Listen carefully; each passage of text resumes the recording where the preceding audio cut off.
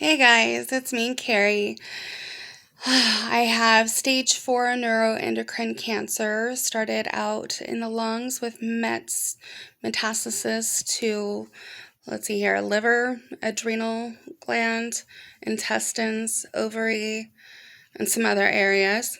It's been a little bit since I've recorded, but that's because I got some news back about chemotherapy. I just ended my fourth cycle a couple weeks ago, and then we did a CAT scan and to see how the chemo was working. And I just needed some time afterwards to process all of this information. Um, so the CAT scan came back and the chemo is not working. So this means that from here, there's not really, with the type of cancer that I have, there's not really a lot of test studies are out there for people like me, and or a lot of things that work for cancers like mine. Um, and we've tried all sorts of stuff, but last part of it was for chemo, and the chemo has not worked. So we stopped chemo at the fourth round, did the fourth round, and that was it.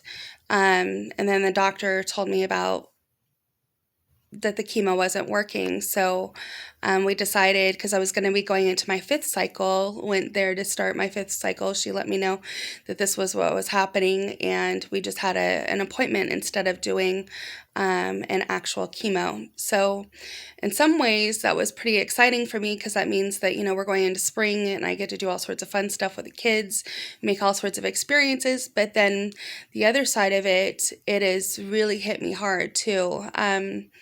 I'm a pretty positive person. That's just how I am. But, I'm also human too. So I needed some time to think about this. The prospects of what to do when you're told there's nothing else really left to do for your type of cancer, and that that's it. So basically, what that means is that my cancer will continue to grow until it takes my life. And that's kind of a hard thought to think of, and I've had a lot of time 2 weeks now to kind of process this and what does that really mean for me. And I have been trying to actually get into a part of where I feel some anger or super sadness, but I can't quite reach those emotions.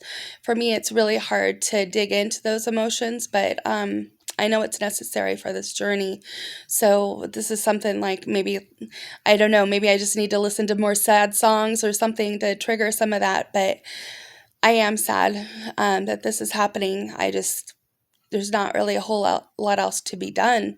So that just means that for the springtime, I really need to enjoy experiences. I'm a professional psychic medium, and I've had to cancel all of my appointments too, because what was happening was that when I'd go to do readings, my own personal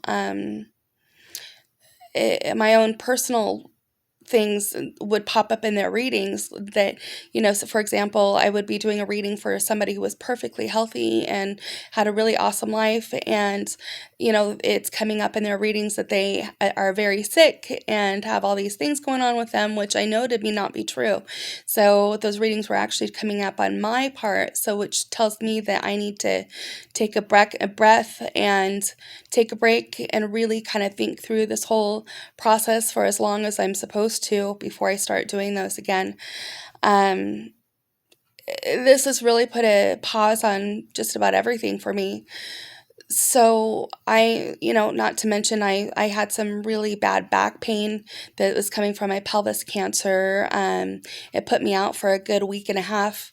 And so that was not fun at all. The most excruciating pain. It felt like labor out of my pelvis area that just would not relent. But fortunately, a lot of that has subsided. So now I am just, sore in my right hip, but I'm not debilitated like I was before. But I'm super excited about this weather. We have a beach trip planned this week, of where I got a beach house for the kids and us, for Casey and we're just going to enjoy the time that we get to spend together. Um, this isn't it is really emotional. It's funny because we talk about the whole sadness part, but it isn't until right now that it's actually kind of hitting me. Um, I'm just trying to live life just completely as free as I can and capture all of the life experiences that I can and just make as many positive memories as possible during this really hard time. I am hoping that my hair grows back soon. So now that I'm not doing chemo, hopefully, in a couple months, my hair will start to grow back. That would be neat. Anyway, I don't want to get overly emotional here or anything like that, but I did want to just check in and let you guys know that I'm no longer doing chemo, and this is going to be a lot about processing and making tons of memories and living life to the best I can right now. So I hope you guys are all well. Leave a comment below. Please subscribe to my channel. I really enjoy that when you do. And I'll speak to y'all later. I hope you have a wonderful day. Bye.